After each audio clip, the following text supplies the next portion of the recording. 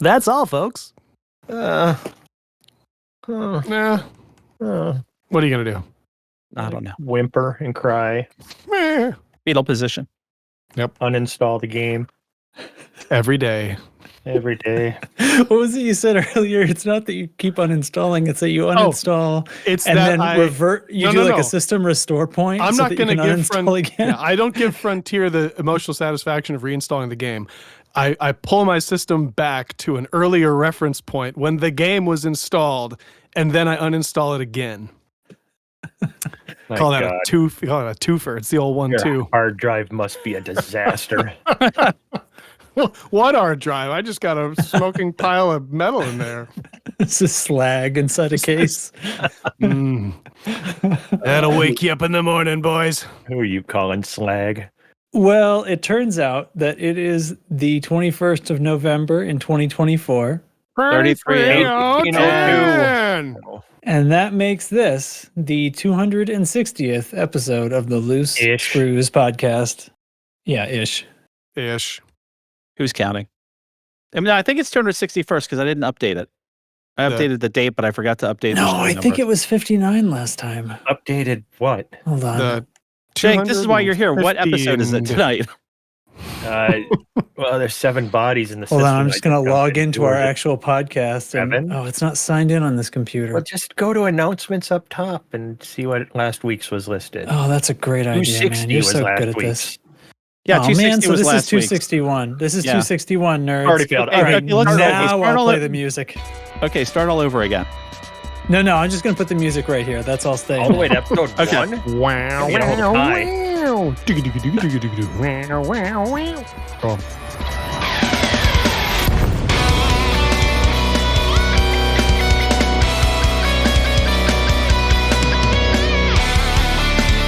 So, I wasn't even supposed to be here today, but then it seemed like nobody was going to show up. But then a bunch of people showed up, but then they said I had to come anyway. And it's not that I don't want to talk to you guys. You're my friends.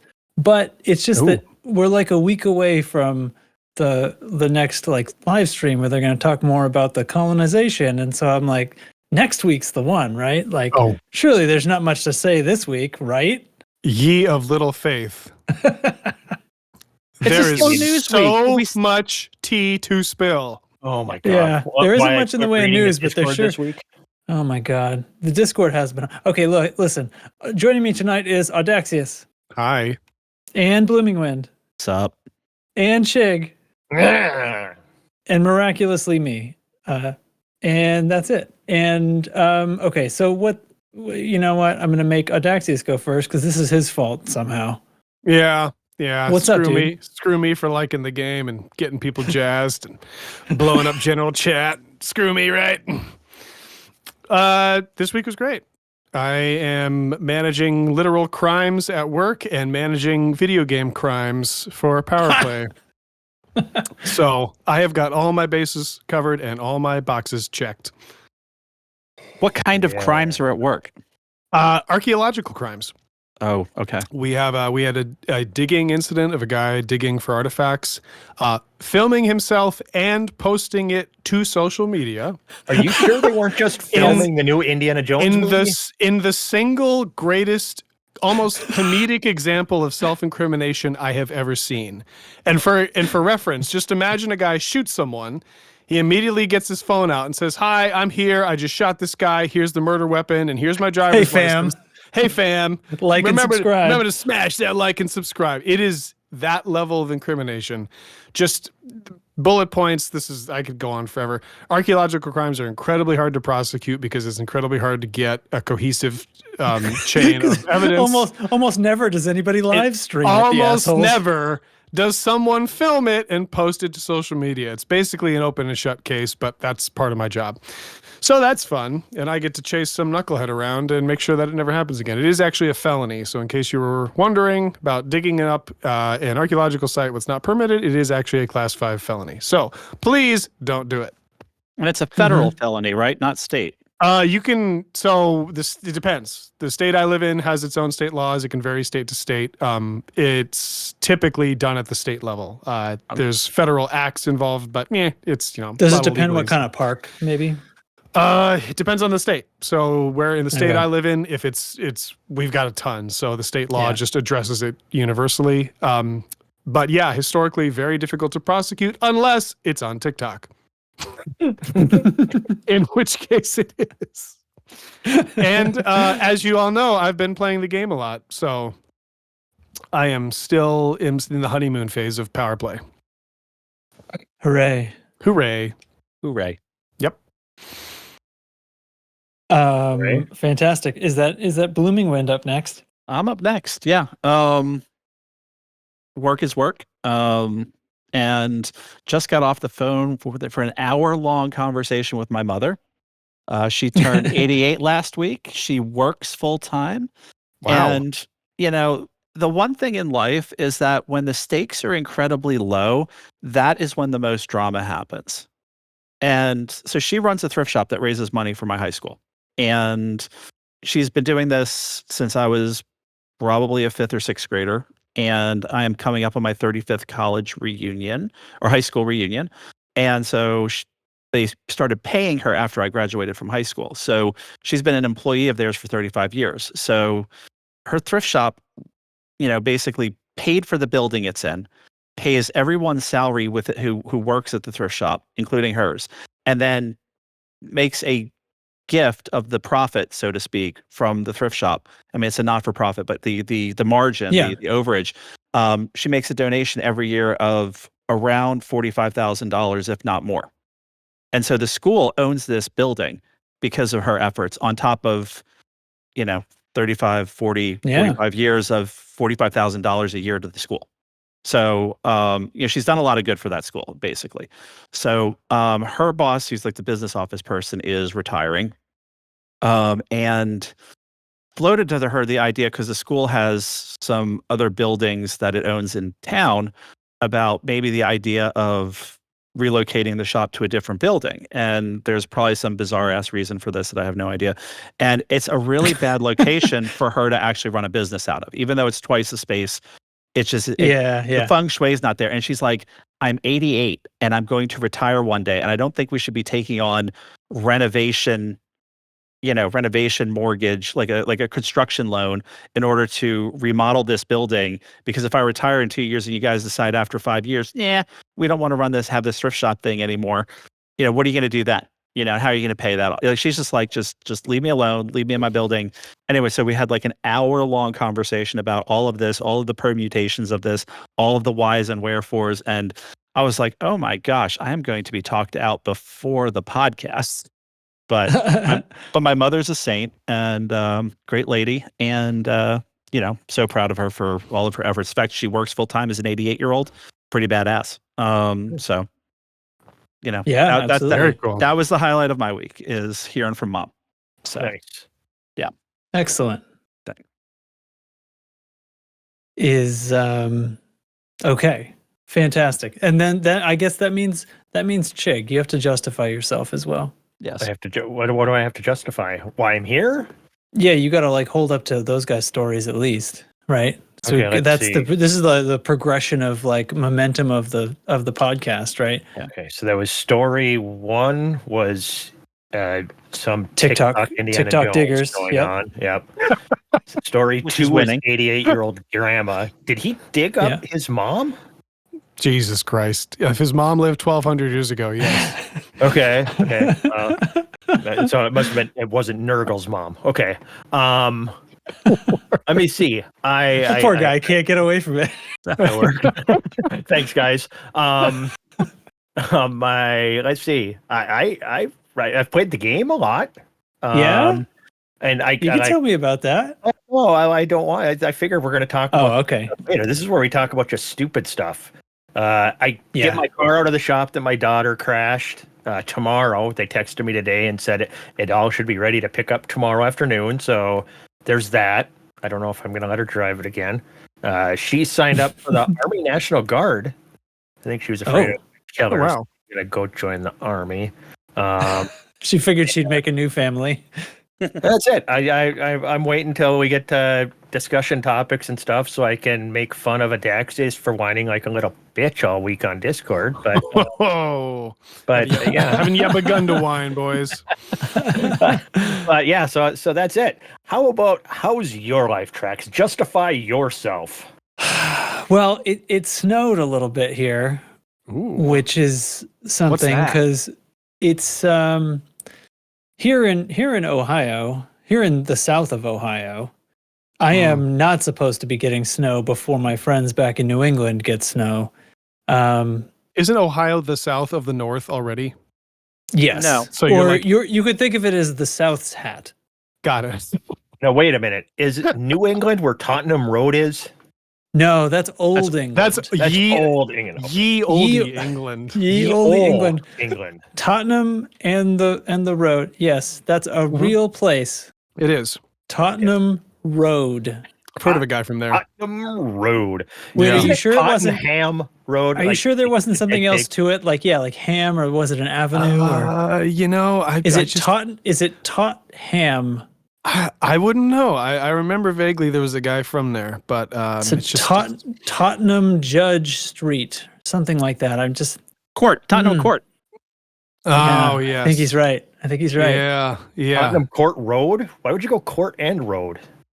Well, Because there's like the court is on the road, not the road is a court. Do they wear the old-fashioned white wigs and stuff? it's not like they don't have a history of silly linguistic phenomena anyway, so. Or do they play tennis? So yeah, I played the Anyway. game quite a bit as well. Yeah, I saw you in the friends list. Yeah, I did that. I did. Oh, you're blocked. I was I was testing various things and kind of tracking what was all going on with the thingies as things got changed and shifted around, and still having some fun with it. I still have my complaints remain, but more on that later, I guess. Mm-hmm. And that'll be the size of it. I will say this: I have engineered a shitload of modules lately, and I'm starting to look around at a lot of these bins are like less than half full, and I'm like, That HG is real pretty right now. Yeah, I might just, because knowing full well that I can sweep through in about 10 minutes and totally fix that. It's like, you know what? I think I'll just go do it. It's great. So I saw someone gripe about the new power conflict zones and the fact that they don't drop mats. And I was like, oh, are you getting mats from conflict zones? You're getting mats from conflict zones? You sweet hill person. Wow. Are you still living in the BC years? Like, dude, it's 2024 AD. Drop into one high grade signal source and you're set. You're done. You can just trade. Come on, man. Yeah. So I didn't say it that rudely, but I was like, oh yeah, dude, just drop in an HG, you'll be set for life. Well, you don't really have to go back to BC. You just have to go to early 2024. Right? Really. It's so funny back in the days when a pharmaceutical isolator was like the holy grail. And now I'm like, back in the days, I got 50 of those. That was like March. Yeah. And there's even a nice tool to like help you find some of the ones that were used to be harder to find. I mean, like the pharmaceutical isolators and the military superconductors or whatever the hell they are. You know, I mean, not that you use them for much anything, but well, military superconductors you do use for high cap. So I have been using a shitload of those lately. Yep. That's one of the things I'm low on now. Yeah. Yep. I engineered a bunch of stuff and then realized it wasn't I engineered like 6 of something and realized it wasn't actually ideal and just threw them all away and totally went in a different direction with it because I don't give a shit. Yeah, I ended up actually flying to Jameson crash site because I actually was running on some engineering data. The first time like ever. I never am low on engineering mats, and all of a sudden after doing 3 Mandalays back to back to back, and also I was out of something. I'm like, wait, what? Yeah. Oh, you bought the Mandalay? You didn't wait too long and forget? Right? I don't know what you're talking about. That was the whole thing. You bought the Arcs of the Mandalay and then forgot? I don't know what you're talking about. That's you. Okay. Let's go to a squad update. I knew I could count on you. Squadron update. Acoustic. I love it. It was like in stereo. I guess like a barbershop duet. All right. Yeah. All right, so we've More of got a salon duet. yes. Yeah. That was Jesus. so stupid. I loved it. That was So our dumb. podcast. I mean, this is what we do. It's a salon duet. Dumb. Hold on, I gotta land and write that down. Go on with it. Go on. All right. A salon okay. duet with a group of 4 could be the podcast title. Oh my god. All right. So there are wars in Uchagan, LTT 16910, and Yenti. We're not too worried about any of them. I think the one in LTT 16910 is our friends, the Broken Gears gang, fighting a war against themselves because they're just dragging that shit out. I mean, it's just, I think they're just doing it for CZ for fun. Bumbur and 5 Andromeda do need some boosting. 5 Andromeda is getting close to us being put into retreat. And then Bumbur we're fighting amongst ourselves in PowerPoint, so we'll leave that to talk about later. I can talk all about that. I want you to talk when it's your turn. You're going to talk all about that. That's I'm just giving you a little bit of like, I'm leading the witness. Oh, you're buttering my biscuit, Bloom. I am buttering your biscuit. Yes, sir. Oh, that was alliteration. Fuck. I know. You've come to the dark side. All right. So Yong-Rui Screwspace, also known as the Old Worlds of Screwspace, are overheating with no end in sight.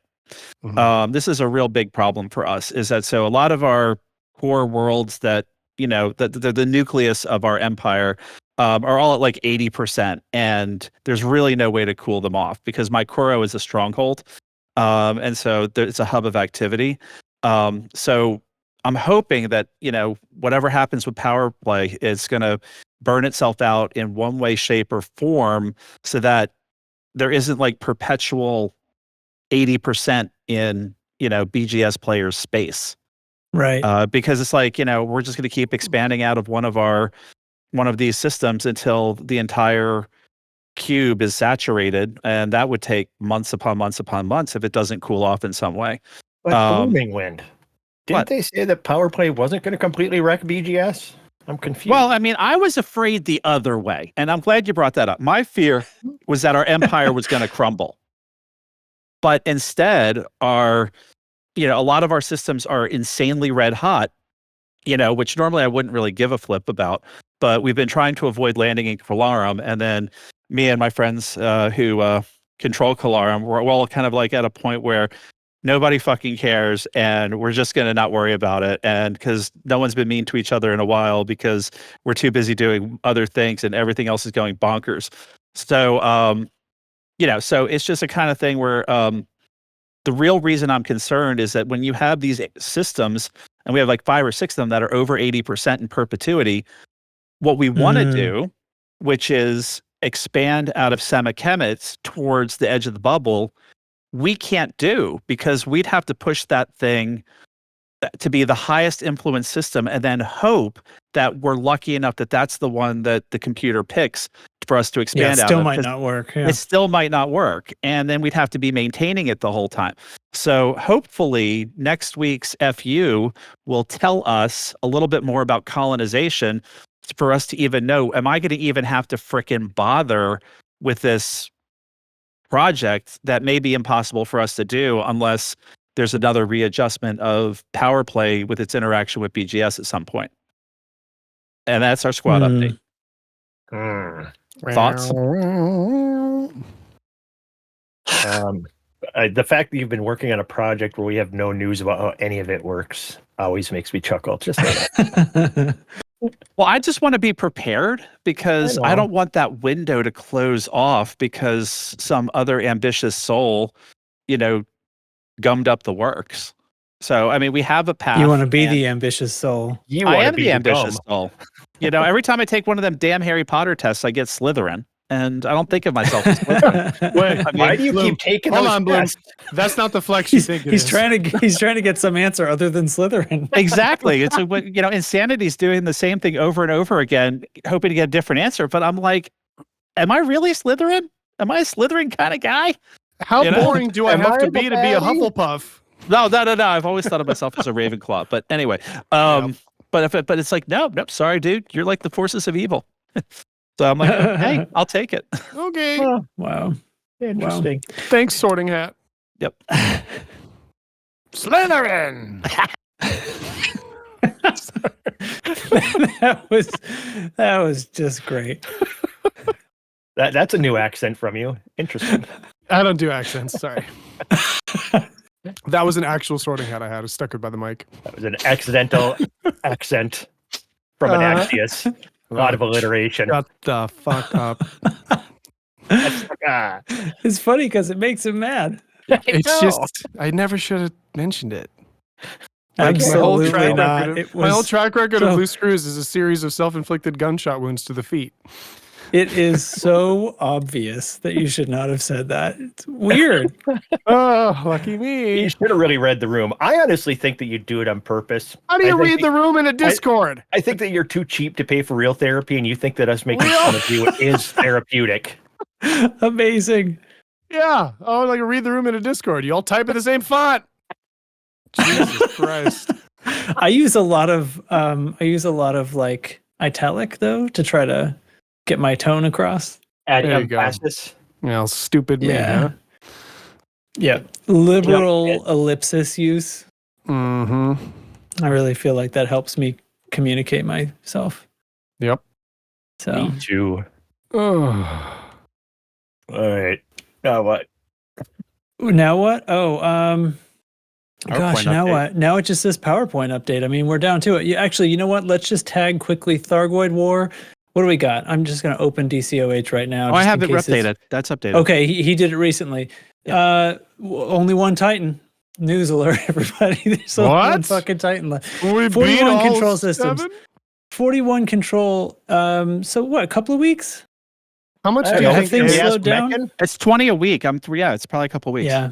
Probably How much do you a couple think weeks. how much do you think AOXI is sweating about being abandoned once the Thargoid War moves on? Because power play has been a reasonable success. They just have to go back to the nebula, man. They have Yeah. 8,000 people in what's that system in the nebula with the cool station, Maya. Well, Obsidian. good luck. Astrope. Thank you for Yeah. your service, AXI. You have served your purpose, and now please retire.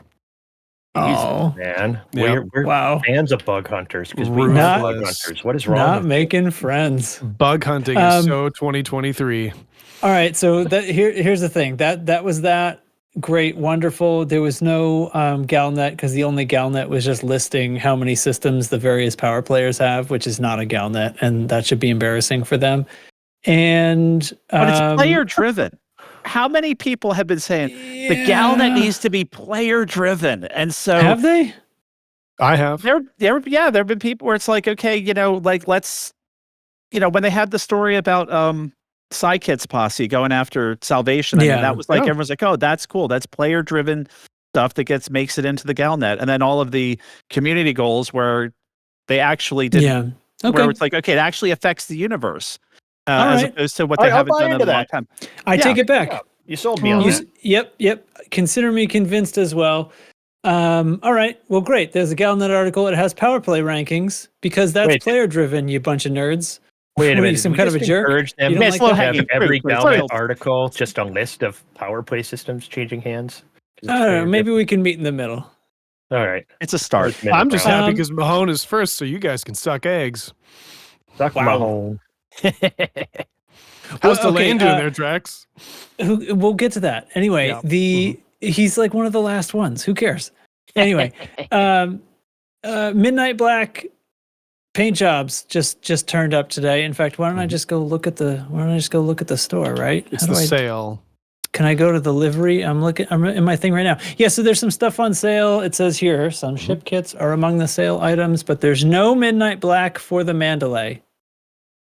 And there are no Void Son of Black. They a- were Void Black before. There was no Or void that's black just- for the Mandalay either. We're They just had 'em- talking about the Mandalay. Yeah, okay. Yeah. Yeah, they had And them I'm- for the T8. They had them for the, and in fact, I bought a void Python, black yeah. for my Python. Oh, dude, I'm gonna buy the Type 8. Better believe it. Right now? 9,000. I mean, not literally a second, but it's 9,000 arcs. Are you buying it right now? Yeah, Yeah, 9,000 And for they a paint discount- job? No, for the ship. The ship. They discounted you're- the chip too.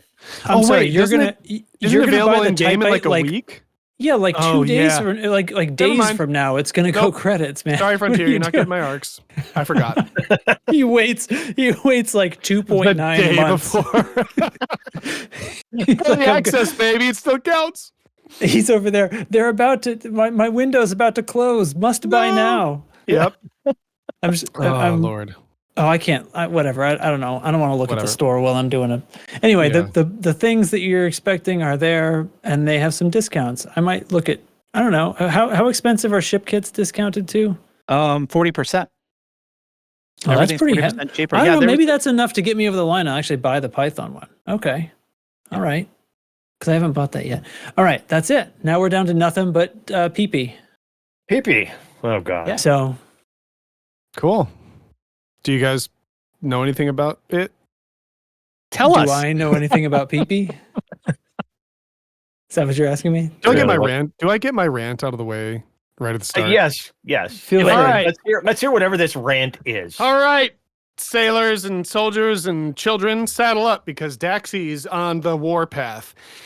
If I have to, I swear to God, if I have to read one more fucking open letter, Reddit comment, long-winded Discord post from some armchair, onion head sucking, bio-waste trucking motherfucker, I'm gonna lose my goddamn mind. It is. I love Elite. Don't get me wrong. I have been this is my forever game. I've been in the trenches for like 7 years now. But there is a contingent of this community that has this criticism preloaded, and it is always the same unimaginative boilerplate. Oh, it's like they don't play their own game. Oh, they don't know how to balance. They don't do game design. And I'm just like, shut your stupid mouth. This is a live service game with no test server other than showing off ships to content creators, which is okay, whatever. Well, they're unleashing the newest system in the game that has seen the biggest increase in player numbers since the release of a paid expansion called Odyssey, lest you guys forget that we had to pay for that shit even though it was a mess. This came out. They took 3 weeks to balance some numbers because they can't really get that input when they're just messing around with it at the Frontier Development offices. And they And a test server wouldn't immediately have solved that. test server would not have solved it. You would not have Not the at numbers all. that you need. And then within 3 weeks, with what took the Thargoid War like 9 months to get the balance that we were all asking for, they already pretty well balanced it out. And all these same idiots are like, oh, power play is dead. They turned off rares trading, so I can't AFK change systems anymore. Had to sit back and be like, oh, well, okay, maybe they've done a good job last time. I'm like, listen, shut the fuck up, you little pseudo Brett Favre. You do not know what it's Brett like Favre. to integrate this. It's the armchair quarterback metaphor. He's on a You roll. have Okay, no got it. idea what it takes for them to He's look an at this actual game quarterback. and be like, okay, this game is 10 years old. We can only invest so many resources into it, but what can we inject into the game that adds some longevity, maybe springboards off of something that we already had in the game? Oh, power play. That was totally neglected, but let's like inject some life into it. We learned a lot of lessons from the Thargoid War, and we saw how people engaged with it. So maybe for free, we can inject the new system into the game that adds a lot of life and a lot of back and forth and brings this system of conflict, which the players seem to obviously enjoy, into a bubble-wide, galaxy-spanning conflict that has had a ton of engagement. And these idiots in their mom's basement are like, oh, okay, well, I guess it's semi-acceptable. I'm like, just shut your mouth and enjoy this thing that was handed to you for free that could add years of longevity to this game that we all obviously enjoy, except for your dumbass getting on Reddit to sound like you're some kind of expert, which you're not. Okay, I'm Are you done. done? I'm done. Is that it? That's it. That was Okay. beautiful. All right. Well, thanks for listening, everybody. Points. Oh, Couple points. No, I just want to bring up just a couple points. yeah. A, if you're reading Reddit and getting upset at what people are typing on Reddit, that sounds like a you yeah. problem. First yeah, off, it's there You're, Secondly, you're as spending dumb all as week those people. yelling and ranting about people yelling and ranting. The irony has made me chuckle quite a bit, and I've just avoided getting into the discussion because it was funny, just the vitriol out there. But I always find it funny people complaining about other people complaining. It's like at least they're complaining about something. You're complaining about complaining. So just thought I'd mention that. And I mean, It's a blood good pressure rant. warning. Hold on, can I address that point just specifically? Absolutely. Right.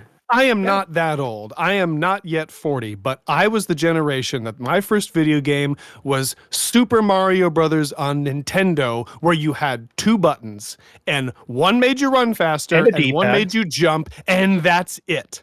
So I have always had this perspective of, guys, we are not even one generation away from the advent of video games. We have had such an incredible metric of entertainment and engagement and interaction handed to us for very little money. Can we please just, for a second, appreciate this commodity for the value it provides us and not gripe about it like somehow we could do a better job, because most of us couldn't. Well, there is that. And but at the end of the day, you're getting your information from, let's start, Reddit. That's strike one. I'm never going to live that down. Strike two is the forums, where you mentioned the forums to Nurgle, and he's, I don't know which level of hell he thinks that is, where he, thinks that anybody who even turns their eyeballs towards the forum should be, skinned alive for even acknowledging its existence. So that's where you're getting your feedback. If you'd have just stayed on our Discord and had the discussions there, or maybe over at the Burr Pit, you would have seen a lot. Well, I don't want to yell at you guys. I don't want to yell at you guys, because you guys can call me out on my bullshit. Well, like I am, I know, but that's our job. If I yell at you guys will shut me up. Yeah, we always come out with facts and actual knowledge. But I mean, should we move into what they were actually complaining about? Because maybe some people listening don't even know what I mean, for the overreactions. For the sake of argument, I didn't hear any of these overreactions from any mouths that weren't Audaxius's, because I didn't go to these places. Well, what'd be funny is I was making them all up just for the sake of talking. I mean, I generally speaking, I believe you. I'm just saying, your life could be different. Mm-hmm. But it wouldn't be. This is what it looks like. But it wouldn't be as fun. Oh, no. Yeah. You actually, I'm gonna rat you out. You actually said in another channel how you weren't even gonna maybe be on the podcast because you were so upset by these people being so upset. I was semi-facetious. I hate to. Here's the deal. I hate to ever seem unfair, but I so genuinely appreciate this game. There is a certain point where it's like, guys, can you not just for 1 second experience like the fun and the joy that I do? It's not entirely this like bile and venom I'm just spitting out, but I have gotten so much genuine enrichment from this thing. When I see people gripe about it, it's like, guys, come on, for fuck's sake, can we just enjoy ourselves, please?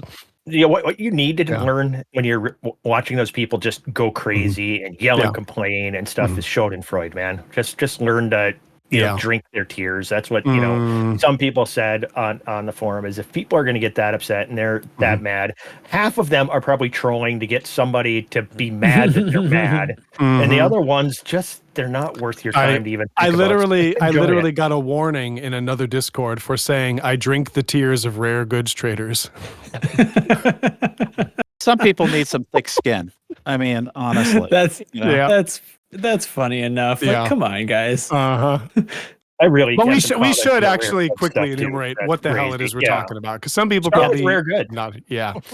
So they did another actual server shutdown, full update, rebalance of the numbers, and I'm pretty sure they had their eyes like hawks on the last 3 weeks. And they paused a few things, and then they announced the server shutdown and maintenance, and they really retooled all the numbers. So the long and short of it is that rare goods, which Power Play was rare goods trading for the last 3 weeks. If you saw a system jump up 100,000 control points, that was rare good trading. They put a pause on that along with a few other implements. And then when things came back on, people discovered there was basically a 4 times buff to everything that wasn't still turned off. Some exploration got a 6 times buff. And it seemed like they realized with the merit points required for your individual level, it was going to take people like years of regular play to get up to the point where they had modules. And they decided Rare's Goods, because people were so engaged with it, I'm guessing was the standard. So they buffed everything else up to that level. Rare Goods is still off. And then they separated the amount of merits that you earn from the control points. I like that they did that, but part of me wishes they would have just raised the control points 4 times so that it was still a corresponding number. Now we need to do some math. Not a big deal, but just kind of like a laziness thing. And our effect on systems is going to be the same, but our leveling up to getting modules 1 through 100 is now at a minimum 4 times faster. Yeah, and that Yeah. seems like probably intentional obfuscation on the control points thing, but we always figure that stuff out, right? So it could only possibly be obfuscated long enough for them to be able to keep shifting the numbers in the background without telling us until they get it right. That's kind of my feeling, right? Yeah. Okay. So the thing that I read Discords all throughout yesterday and today, and the consensus I've got is it seems basically everything's viable. Goods trading is especially effective, and what I think it introduced now is all the other aspects to systems like system state or what their economy are or what goods are available is now more pertinent because things like trading are viable. So I like that because I noticed in playing PowerPlay the last couple of weeks, you could almost ignore everything else, like what factions were there, what the system state was. That seems to be more of an issue in how it applies. So in a weird way, just tweaking some numbers, it kind of integrated the system better if you're looking for an advantage, because I think they're aiming for an average of merits per hour with all activities. But the cool thing now is to get your advantage, you don't just go to Rare's good trading. You might need to pay attention to what's in the system, what's available, because mining is now really viable. If you can get a system, depending on your that's not available everywhere, right? It's not, so the thing is, like, mining's not available everywhere, but depending on your power's ethos for mining, whether it affects undermining or reinforcing or whatever, like if you can get a platinum hotspot that's not core mining in a system and your ethos lines up with it, that gives you the advantage. So it's not this standard, oh, I'm going to go buy Soon Tool relics. You kind of have to know your space and know your systems and know what's going to be advantage where. I'm super happy about it because I love that the big criticism with Odyssey is like it's this separate game tacked on. This power play could have been that. Now with this rebalance, it's a lot less. So I'm happy about it. Now with the mining, I mean, I'm going to have to see how that works with the update because right before the update, I did a little mining in Bumbur, and I think it was a Bumbur or maybe it was KC Andromeda, one of the two. Yeah. But the problem is that a lot of these systems in the bubble that are populated have common reserves. And I can tell you, mining in a system that has common reserve rings as opposed to pristine reserve rings is a vastly different experience. I mean, and the amount of detritus I was like mining, and the amount of time I was taking to get anything at all worth a damn, was quite time consuming rather than just to go out into the black into some nice pristine ring and what have you. You know, so. I think it boils down to your power's ethos. Because Mahone, I'm Mahone. Mahone can do acquisition and reinforcement, and you get the 50% buff. So the situation Mahone is in is if you have a fortified or stronghold system with resource bases, you use that as an export center to get to other systems. Even before, I haven't done core mining since, but before the update, I had like 60 tons of granditerite or whatever was available, and I was moving thousands of merits. So if you can tie it in with your ethos, that 50% bonus can make all the difference in the world. So Yong-Rui, our guy in Loose Screwspace, can undermine. So if you can target a system with good resources and do undermine mining and sell it there, again, depending on system state and economy, if the dice roll out the right way, you could really hammer that and get a lot of traction in the system. So I love that it's this cat and mouse game now of what's going to work best instead of, soon till relics, let's just like relic bomb the system. Yeah. So I like it even more than I did, if that's possible. Now, can I ask a naive question? Because it's the one thing about PowerPoint that I'm not quite getting. What do we mean by undermining versus reinforcing? Because I understand, like, you have a stronghold, you have a fortified, you have an exploited, and then you have nobody home. But so then undermining is reinforce and undermining then? Yeah. So if an enemy power on this galaxy map, if it shows up their color and the little triangle, whether it's exploited, if they own it, if they control it, then they're fortifying it. If they're fortifying it and you're undermining it if you're trying to claim it. It doesn't matter if it's exploited, fortified, stronghold. If they own it, anything you do is undermining. Those other things refer to how strongly it is owned by them. Acquisition is if a system on the power play map is that hollow circle, and as many powers as you want can move in and vie for it. The top two will then go into a conflict that spawns the CZs. You have to reach the minimum control score to claim it, or the war will just keep going, which I think is kind of neat. And then when you win that war, that's when it's exploited, and then you can boost it from there. So reinforcing is when a system is yours and you can move the arrow up, towards the next level or just up in general. And that's the three systems that you can engage with depending on what you're doing. Got it. Yep. Thanks. Mm-hmm. That was the piece I was missing. Yeah. So I was playing with it. I haven't watched any videos on how to do any of the power play stuff, so I've been doing it just using the in-game UI, trying to figure some of that stuff out. And FDev is still really good at, making things in-game clear.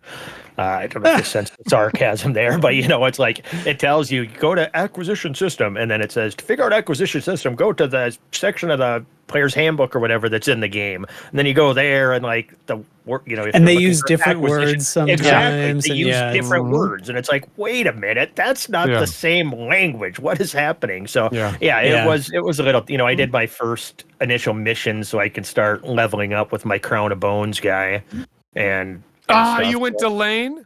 Of course I did. Oh, my God. God. Wild card, baby. What kind of ragtag outfit is this? Well, we're a ragtag outfit that tells everybody they can do whatever the hell they want. I guess that's fair. and I like the Spider King, man. Yeah. Yeah. Well, check it out. It's cool. I made a very pertinent meme about Trax and the Spider King that's in the Power Play channel. Go check that out.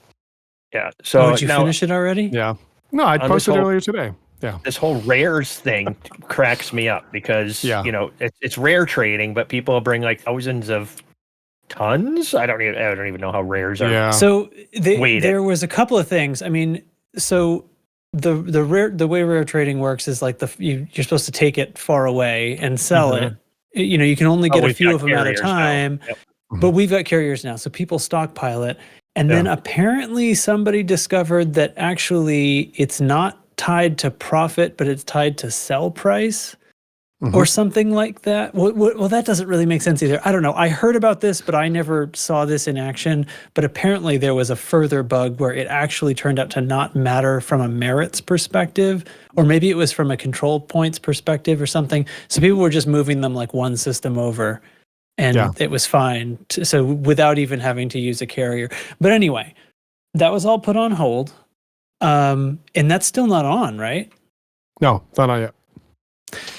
I kind of think that they are still going to need to come up with some way of like capping that for time, because like it's not, the rares thing is not meant to be fleet carrierable, and at the point where it becomes PvP interaction and not just like. But it's really easy. Yes. This is an easy fix. Rare trading. What's an easy fix? Well, the definition is rares. Just cap how many any particular station can buy, and that limits it. Or the price drops. Merits drop very quickly as you drop more. You already do that with mining demand.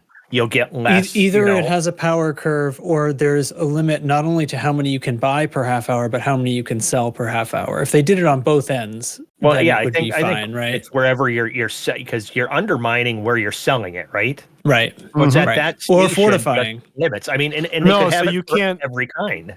You can't undermine with rare goods training. You can fortify. You can only fortify. Okay, but you are fortifying using those, correct? Yeah.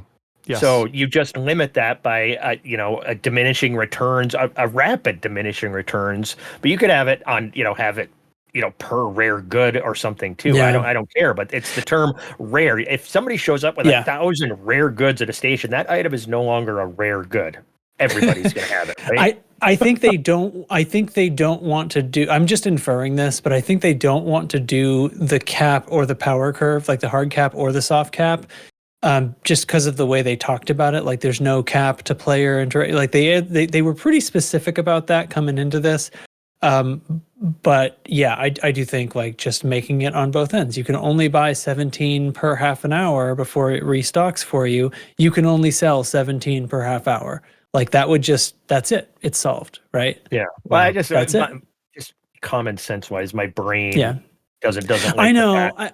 I know it should be a power, but that, I mean, do you disagree? Like that would actually that would be it. It would suddenly be fair again. Yeah. But at the end of the day, with this entire system, no matter what we're doing, there's going to be a particular way that's always going to be best to doing these merits in moving knobs, no matter how they keep adjusting things. There's always going to be something that's best that people are going to complain about.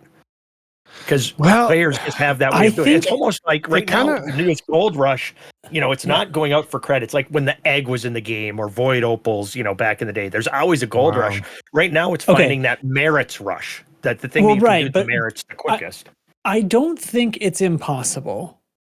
I agree with you that that is always what we will find. We will always find which one's better. But if they're within a few % of each other, then and then it comes down to sort of a skill issue, right? Yeah. That's close enough. What people find, what commanders find in this game is the stuff that's like 15%, 15% better or something. Like there's a level, of course, where it would be enough that it would make a difference. But that's the thing with this game, though, is you're always riding that fine line. What's an exploit and what's just a gold I think it's rush. possible for them to get close enough with it because they have all these numbers and they have this merit thing. They can just turn that knob up and down for each thing, like super easy. Yeah. So I've been doing combat. Because it's what I generally think is the most fun. It was also kind of the only thing that I found before these buffs that was producing any kind of reasonable merits in the part of space that I wanted to be in. See my complaints from the previous podcast, blah, blah, blah. The things that I think should be different that aren't different and probably won't change. But anyway, so I was doing combat and finding that we can sort of hit this target. They can basically turn that up and down based on the data they've gotten over these 4 weeks and say okay, so here is percentiles, like the 95th percentile of commanders are achieving this many merits per hour in this activity. So just match those, right? Match every activity, turn the knobs slightly, a few % each way until those are all the same. And then that's it. You know what I mean? It's just a spreadsheet operation, right? And so now I kind of think you're right. Like they've made these adjustments. They killed a couple of things early that were dangerous because it's a PvP situation and they needed to put a stop to it, so they paused them. And then, as if they did what they said they were going to do, they lifted everything, some things quite significantly. And I was doing we did that stronghold raid thing, and that was very fun. So fun. But we had 14 of us in there. We got to talk about that. We'll get to that. Yeah. But following from that, it was that's something you can do. Attacking ships in a stronghold by yourself is madness. I've tried it. You don't last long. I'll just tell you, it will kill. If you turn up there with your 26,000 megajoule cutter, they will kill it. There is nothing that can survive this indefinitely. But in solo, or not in solo, I've been doing this all in open in case anyone cares, but whatever. By yourself, you can, if you're careful, pick off these SLF things. So everybody knows about this. This isn't a secret. I'm not breaking this news story or whatever.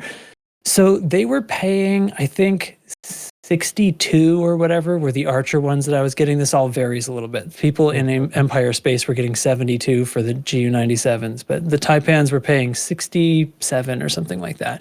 Which were basically one trigger pull to kill. It was madness. And I was min-maxing this. Eventually I put my Python Mark II away because I'm sure, I can fit 6 missile launchers on this thing, but it actually doesn't matter because if I'm careful and avoid gunfire from the bigger ships, it takes too long to kill the SLFs. It doesn't matter. I go in there with a nice thick shield and a lot of cell banks, and in the time it takes me to spend my ordnance, they can whittle away my cell banks, and I'm just in the fray. I'm not even worried about it. And then I just go reload. And so I'm ignoring all the other ships. I'm finding it. I'm tuning the weapons. Guess what? The regular Seekers are better than Pack Hounds. It's not a big difference, but it's a difference. And I was really min-maxing it, and it was... Lark's going to cry.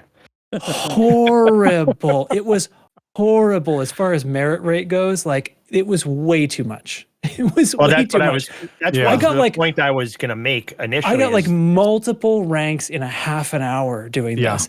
And then and so they swept through, they cut that right down. Before the update, they cut that right down to where it was like paying like 12 per. Yeah. And frankly, even then, I was going to be able to clear 2,000 merits in an hour if I did it right. But then the update comes, everything gets a buff. They're back up to like the 50s somewhere, which means that says to me like that's what they're thinking. They're finding that merits per hour number and then just turning everybody's knob up to the correct percent that they're going to land in this zone. So if I am a commander who min-maxes, I'm going to be able to achieve this. And if you're not a commander who min-maxes, you'll achieve some lesser rate, but it'll hopefully be a fun rate by the time they're done with it. And then, you know, and it's the same. Like if you're like me and you want to do combat, you're going to be able to do that. And apparently that, you know, actual bounty hunting in reasonable scenarios for that, people are getting a good rate. It seems to be very similar to if I go in and hunt SLFs by myself, right? The only way to do better is probably with this wing attack on a stronghold, which is insane and you die. But it's a lot of fun. But very fun, yeah. Yeah. And in a wing, you actually can survive it if you're careful Yeah. and you jump out to repair periodically and stuff like that, because the focus isn't all on you. But when you've got 30 ships bearing down on you and the big lasers and everything, it's insane. So, but I can do it I can do SLFs in the Mandalay, which is outstanding because it's way more fun to fly than a Python, and the rate of return is no different. So I'm doing it with a ship that is not that big a deal. I did manage to achieve a pretty damn high shield number in this thing, but even if you didn't, like, you can make sure you don't get too close to anything in there, and you'd be doing fine if you wanted to spend some time on combat. Are you using cell banks too on that Mandalay? Yes, in fact, I only have one size 6 cell bank that is fully engineered, and without going out to Colonia, I can't make another one. So I'm passing the cell bank between my Python and my Mandalay, because the cell bank goes in the largest slot. You want a cell bank that's bigger than your shield. You end up with more total shield in that configuration. So, You know, you could just engineer another one. not if I don't go to Colonia. He didn't pin it. Oh. No, you can't get the experimental. Oh, Mm. really? Wait. You get the experimental. Hold on. I haven't You messed can with cell experimental. banks in too long. There is somebody who does up to grade 3 here, isn't there? So yes, I Yeah. could get the experiment. Oh, I could make another one. Ah. Oh, what would I do without you guys? The more you know, Careful. huh? Yeah. What experimental and which cell bank engineering? This one is specialized boss cells experimental, because that's the greatest shield reinforcement, but it's the slowest. And then I have some that are recycling. I have some that are the other way too. I forget what it's called. It's recycling and fast charge. So, yeah, it's basically it's the opposite. It makes it spools up faster, and then recycling gives it a little bit of bonus, but you want it to get its job done as quickly as possible so that it can't get canceled. So that's the one for like PvP situations. But specialized with boss cells spreads it out the most, which actually makes the heat hurt less and reinforces your shield the most. So anyway, that's what I had laying around, so that's what I'm using. Yeah, because I'm still working on shield bank theory. Have it on my Corvette, and that's about it. Yeah, you can get them up to grade 3 without going to Colonia, but Right. they go up to 4 in there. And anyway, blah blah blah. Blah, blah, blah. Yeah. Yeah. So that's my thing. I've actually done basically nothing except hang around this one archer stronghold, just doing my part to fuck Archer. Yep. Well, let's talk about doing your part to fuck Archer, because Okay. this is something we were talking about on the Discord that I think our audience would be very interested in and may foment further discussion. There's been a little bit of conversation about the idea of achieving stalemate and stagnation again. So I know that FDev is doing all of this rebalancing for right sizing, merits and credits and what have you. But at some point, do you think that they're going to rebalance the sort of the undermine versus the reinforced to foment chaos? I feel very strongly that if they balance fortification and undermining, it will turn into stability. I think they should favor undermining to cause turmoil and chaos. Yes, I feel very strongly that that is the case. I am not confident that they will do it, but maybe they will. That's my opinion. Yeah. Because I was thinking about that, and I felt that that's the right approach because it forces more gameplay. Right. I mean, I don't know if it'll burn people out. Thinking of when we've had a couple of BGS wars, but when you have the undermining outweigh the ability to reinforce. I mean, you may have assuming equal player input. Right. Though, Well, right. So it won't always be the same everywhere, but having turnover though, it needs to be okay, and it needs to be not something that people are like constantly arguing for it to be changed either, for it to be balanced, because you kind of have to accept that. So, and then the powers that be, kind of the powers that are pointing all these other commanders in one direction or the other in these discords, have them say like, okay, fine, like if they're going to attack there, we're going to attack over here. Yeah. Let something go for the sake of letting a different fight happen later. Yeah. Keep in mind, guys. Sorry. Go on. And you could, and if you could even get sort of an alliance of, like we have just in our own squadron, Mahan and people and Yong-Rui people, all with the express purpose, and Delane people, all with the express purpose of undermining Archer. And perhaps, the Ontal people and perhaps the other people that, touch Archer space might be like, yeah, let's all focus on that. And then when we have a little bit of an edge to undermining, you could really put the Archer people back on their heels, and maybe like, Winters might be like, oh, well, the Winters people are like, oh, well, we don't want, Archer to get completely annihilated. We're going to help in, and yeah, I mean, it would be dynamic, but I think I think the risk of movement actually being able to happen, should be a part of the game, because I can tell you, even as exhausting as it was with our wars, I mean, it was a dynamic situation when we had our wars. As much as I want to curse about it and, burned out a bunch of our commanders, unfortunately, and whatnot. But, it was a dynamic situation. And I think in the context of a power play where these are powers and not necessarily like our personal faction with our name on it, which I mean, kind of made it feel personal to me, like the loose screws are being attacked. But like, that's what I mean. It has to be a little less personal. Yeah. But if it's like my frat boy, Yong-Rui, is the one getting attacked, I'm not as butthurt.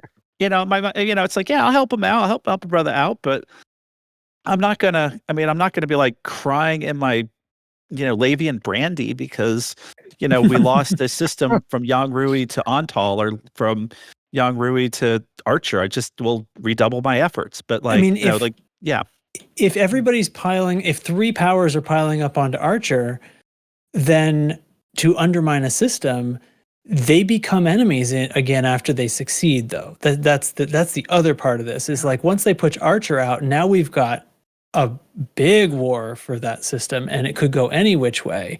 And Archer could turn around and pile into one of their different systems, because if everybody's focusing down one system, that means they're not focusing on reinforcing their others. So it probably doesn't have to be that much of a tilt, right? Could probably be pretty slight in order to maintain this.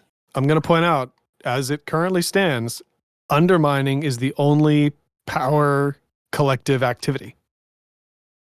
Like undermining is a tell me what that means. Undermining is and if you own a system and you're being undermined, it doesn't matter who is doing the undermine. It's a collective pool of control points. So people can make an alliance against you and undermine you. Only once you've lost control of the system does individual input count. So it kind of already is stacked towards undermining because you are up against everyone, unless there's just other people choosing to not get involved. So that's a consideration, because once it's off the table and it's a free system, then it's every man against everyone. So okay, I guess that's what I thought was happening. What I've seen is in the big wars in the middle of the bubble, it's not just like the Alliance versus the Federation. You see a lot of big numbers, and you can dip into wars. The more that I got the most PvP in was the Empire versus Archer. but I went and scrolled by minimum activity level, and it was the system that had the most activity. And I hopped in, and I wasn't for either side, but I was against Archer. I don't give a shit about Orisa Lavinie Duval, but I was able to partake in PvP and contribute to the war and get my own merits. Yeah. I think they've said you can't contribute to the war, actually. Like, you could get merits, but you weren't contributing to the outcome of that conflict. Unless you're pledged to one of those two powers. So no, sorry. This wasn't in power conflict zones. This was before it got to that stage. This is when it was in the undermining stage where it was, yeah, you get what I mean? So there is a metric of it being stacked in favor of opposition, but what I've seen is like, I think it's more a matter of how many players you have in the power. Because I swear, like Archer's got a lot of people. I think a lot of the player base sees that double bonus to bounty payments as the power specific activity, and the Federation's in the middle of the bubble, and they don't have a lot of headcanon or lore in-game reasons to do anything else. And Archer can move numbers, and I really think it's going to take like actual alliances or coworker or teamwork on the side of other powers to keep him at bay. So I don't think I don't know if I see so much a scenario where it's a stalemate. It becomes a scenario of if Archer decides to rally people together and move, they can almost expand where they want. And you can't really, it's a game of numbers. You can't really push back if there's more people on the other side unless you get people to partake and to agree to fight together. So the weird thing may be that if you're part of Archer, or if you're part of, I don't know, like what's her blue-haired lady? Aisling Duval. Ah, yes, her. I didn't even think of her name. I think of her so little. Prismatic Princess. Unless you're them, you might be forced to cooperate. So that's an out-of-game like social dynamic that might be very interesting as it goes on. I see there being scenarios though where it doesn't become a total stalemate. So I don't want that to be like white knighty naive, but I've seen the effect that Archer can have in the systems that he chooses to, and it is formidable. So that's that. So yeah, 2 cents from Daxi. So we'll see how it goes. I have a lot of faith that they have, in less than a month, done a lot of the groundwork to keep this thing alive for quite a while. Yeah. I mean, it was impressive. Like this update was a few weeks of power play, and they're like, okay, we're rejiggering things. Yeah. Which was and the in-between moves as well were people complain about, well, they turned this off and stuff, but I think that was necessary, and I maintain that was probably the most polite way to do it too, because if they left it on, a lot of these things, the ones that were exploits, they did roll back the merits on, and because, and I agree with that, they had to. It's not fair gameplay, and therefore, telling people about it, essentially preventing you from wasting your time. Like by turning these off, they are preventing you from wasting your time. It's exactly what people complain. Oh, this wasted my time because I did all this and it didn't work. Well, they made sure that didn't happen. That didn't happen at least. And it's not like the stupid assignments thing that you can't complete and stuff like that. And even the assignments pay a shitload more now, boosted by 20 times. And also, it's. I think before the update, they were pretty uniform across the board. Now it seems to be kind of time related, because the Odyssey ones, I've got an Odyssey one that's like collect classified data or something. It's double. It's almost 6,000 merits just for completing that. Oh, good. And that's obviously Odyssey stuff's a lot more time intensive, right? Well, so that's Odyssey, it though. Yeah. It's merits per hour, isn't it? Yeah.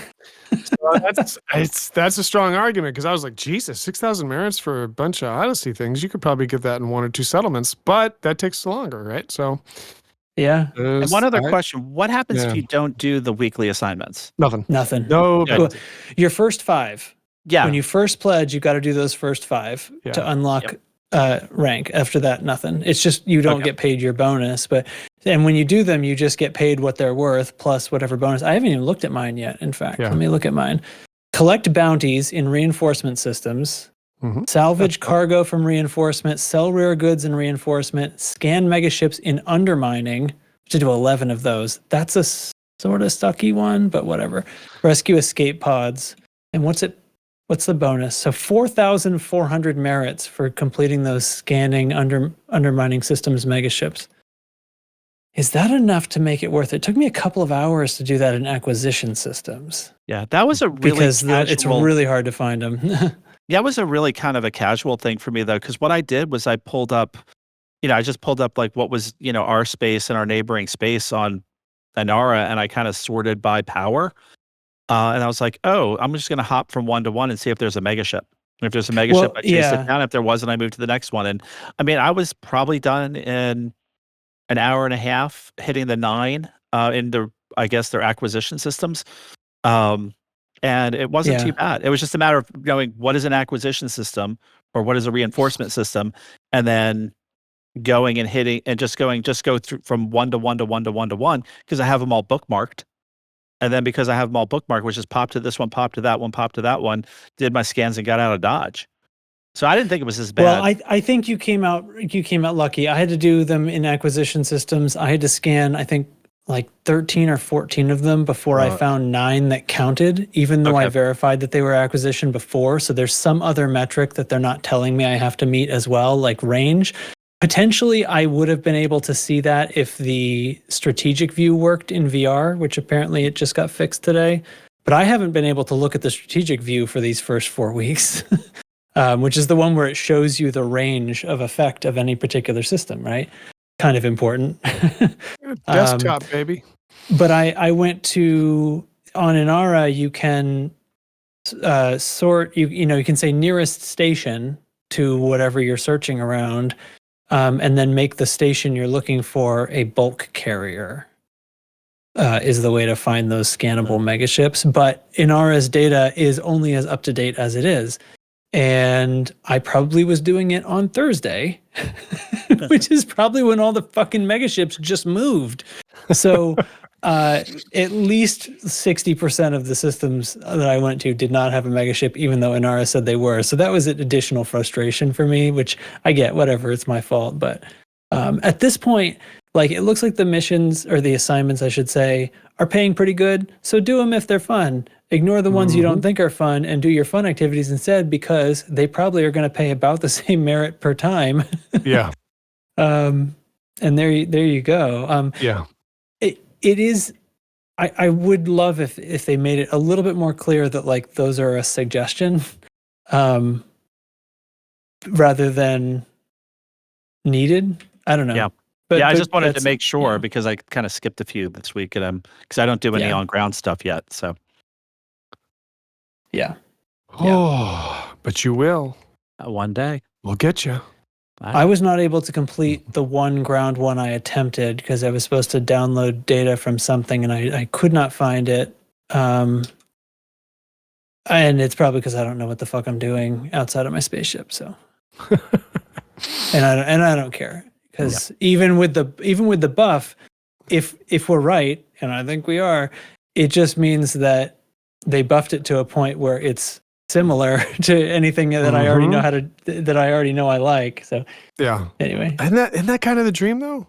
Like, you're not shoehorned into something you don't want to do. If you're a number grinder, which I will never understand, it's like you just literally just do what's fun. Yeah. I dig. I still kind of feel like whatever I'm doing in whatever system should have, like, the effect for my, you know what I mean? Like saying, like, well, that doesn't work for undermining. You know what I mean? That only works for fortification, and this only works for undermining. It doesn't work for like, I kind of think, like, why? How does that make the system more fun? Yeah, I get them having some stipulations as far as, like, it's somewhat of a simulation, and in, like, if this were real life, there would be certain considerations. I guess what that would do is make you have a metric of strategy, that if it was just purely gameplay everywhere, no matter what, it would be a different dynamic. So maybe that's part of the, like, strategy-ish component of it. But yeah. I mean, do you have a hand, like, can you just tell me, like, what things work, or is it more complicated? Do we need to, like, make a matrix of, and for this power, you know, or is it at least consistent across powers? What works for undermining versus fortification? I think that's where ethos can't be ignored, because I know that for Mahone. No, because those are just bonuses. Well, Those are but just, the thing is, it's a 50% bonus. It's okay, not fine, but it doesn't nothing, mean that it doesn't mean that the other thing doesn't work. Yeah. Because like all the activities work for all the powers, Mhm.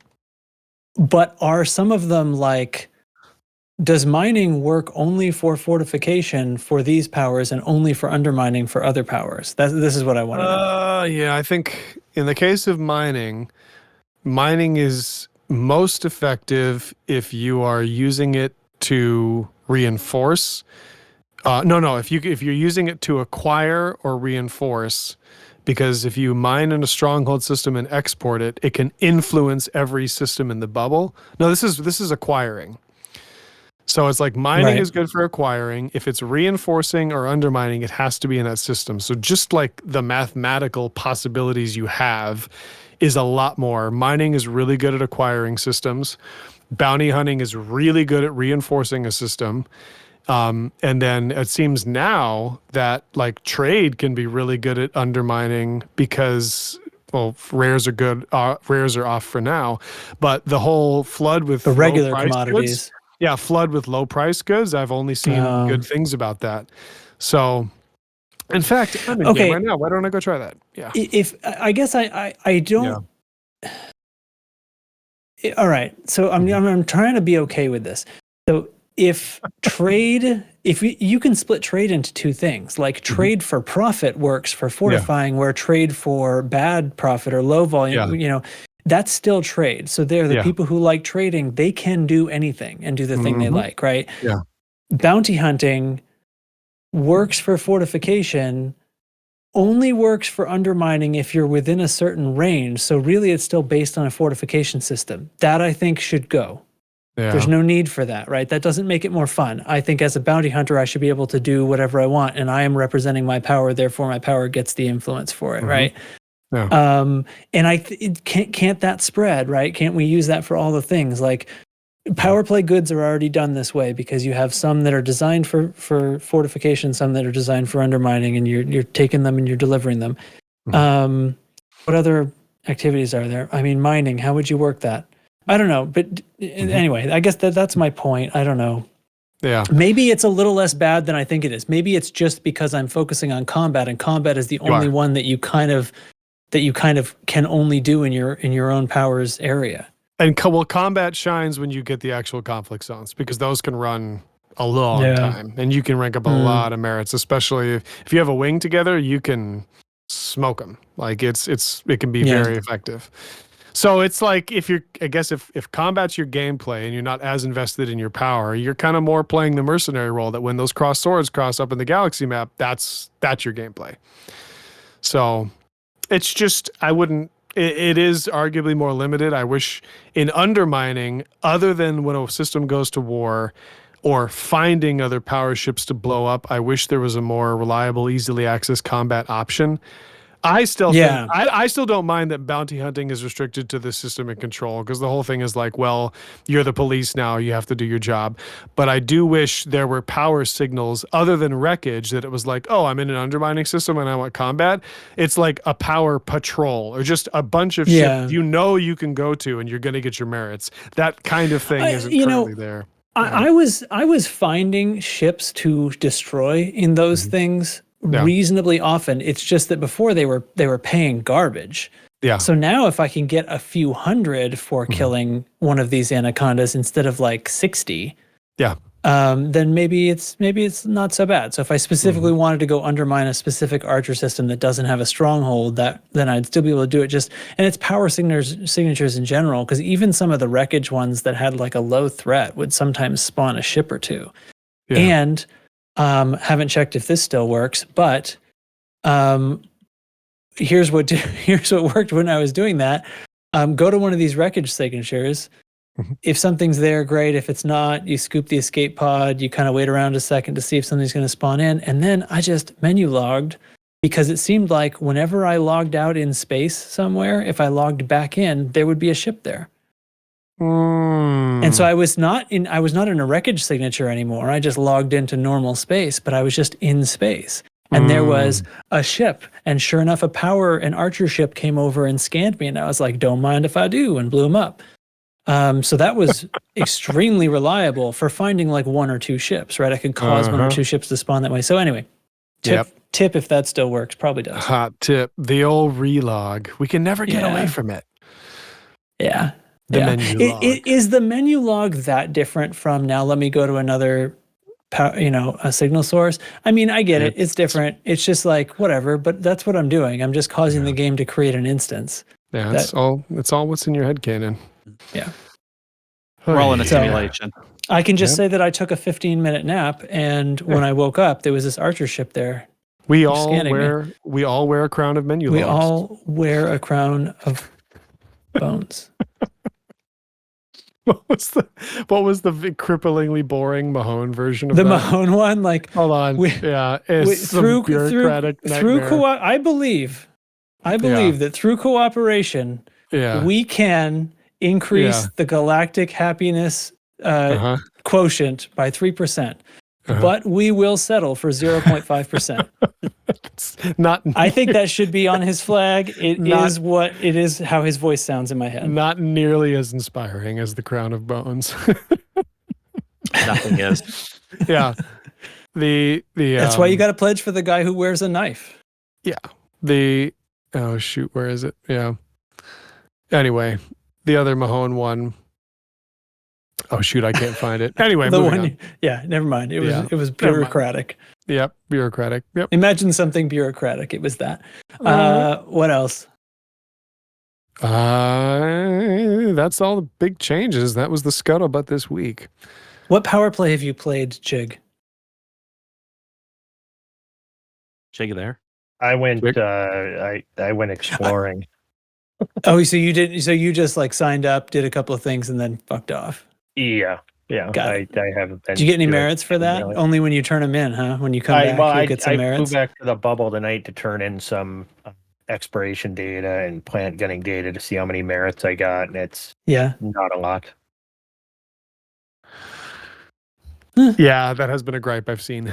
And apparently there's a minimum threshold of exploration or exobiome data you have to cross, under which you won't get merits, but I cannot confirm that. Yes, I thought they said it was a good like 6x buff or something. It is. Exobio even on? I didn't get any merits when I turned in like Exobio is on. It has to be data you collected after this update. Yeah, I just collected a day, and I turned in 300 million, and I didn't get anything. I've read that. And I don't know if that's a bug or if there's some minimum threshold, but it seems like that would be over. I think it definitely should be over, but hey. It sounds like quite a bit. Yeah. Yeah. Yeah, I mean, we've seen other bugs, so who knows? This was just, what was it, yesterday they changed things? Today. Yep. Today. I mean, that's what they published the update today. Yep. Well, anyway, I found the Mahone quote. It's a dramatic picture of Mahone on a banner, and it says, "We all wear a crown of a series of agreements and policies negotiated, debated at length to the eventual but not complete satisfaction of all parties involved." Perfection. That checks out. Like a true bureaucrat. Excellent. Yep, that's it. That's PowerPoint 2.0, boys. I'm still loving it. We know. Oh, yeah. And I'll never let you forget. Oh, yeah. Anything else? We go to Community Corner? Uh-huh. Community Corner. Didn't we get a weird package in the Loose Screws mail? Wasn't there a tape or something? If we did, it wasn't delivered to me. Yeah, it's in the, I think someone mentioned it in the recording booth channel, some kind of, I think it was like an audio log or something. Oh shoot, I found it. I found the package. Well, hold on. Here, hold on. I gotta, just give me a second. I gotta open it. In the box. Okay, it's attention, hold on, just let me read this here. It says, "Attention, Elite Dangerous Podcasts, Loose Screws, and Lave Radio." And the return address is the French Resistance. What the hell is that? Oh man, hold on. Let me see. What? It's put the tape in. See See what comes Hold up. on, I'm getting out my tape player right now. I actually think it's Hold on, weird let me that look they through used a tape. Look at this But package here. I can't. Reel to reel? Are they using What's reel that? to reel? Well, I no, gotta it's look a and see. There's nothing cassette. else But I in here. mean, It's just a cassette tape. I still haven't hooked up this cassette machine in years. So It's like a handwritten package. It looks like vintage almost. It says the French Resistance, whatever the hell that is. okay, hold on. Yeah. And the red one goes in the red thing, and the Yeah. okay, here we go. I think I got it. Okay, cool.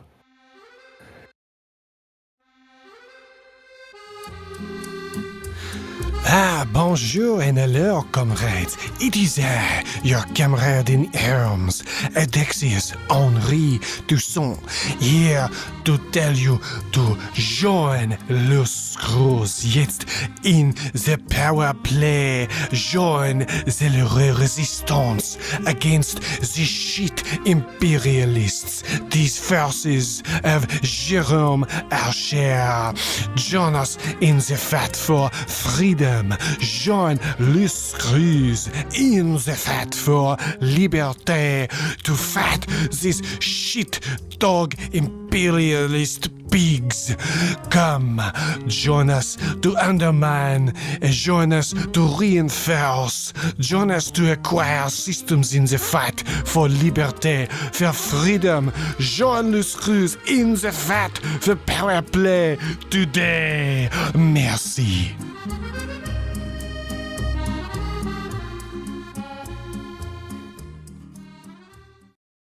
Well, That's it. Wow. That's the end. That's the end of our show. Okay. I mean, his English is pretty good. Wow. Seems pretty passionate. God. All right. Now that's fun. Yeah. So join the fight with resistance in the underground, guys. That's kind of cool, huh? Apparently, that's kind of cool. I hate all sorts of weird shit shows up in the Glue Screws mail. It's just weird. Yep. Phoenix, So anyway, Phoenix happy Fire, this is all your fault. Just seriously. Yeah, Quit great mentioning job, our man. show I on your show. Yeah, hope thanks. you're fucking happy. Happy 6th birthday to the Burr Pit. It was like a day or 2 days ago. Yes. 6 years. Wild. Yeah. That makes them older than us, though, right? Yes. Well, we catch up, don't we? We do. Yeah. Not nearly as fast as we're catching up to Lave, though. Mhm. And Buckyball Race 8, is it no info? No info, still to be determined. Oh, man. Okay. We'll TBD. find out next week or the week after. Or the week after that. Well, probably just next week. Yeah. Because you know. I'm on As busy. In the future. All right, that's all I have. That's all I have. Right? all I have. Mm-hmm. All I had was a couple hours ago. Okay. We didn't go quite as long this time. All right. Well, next week there's an FU. So then we'll have some shit to talk about, won't we? Damn. Yep. All right. As long as there's no more French, I'm fine with it. Yeah, I mean, the guy's kind of spoken his piece. That's probably the last we'll hear of him. Maybe It's the probably- Portuguese resistance next time. Okay. Say goodnight, everybody. Good night, everybody. Sacré bleu.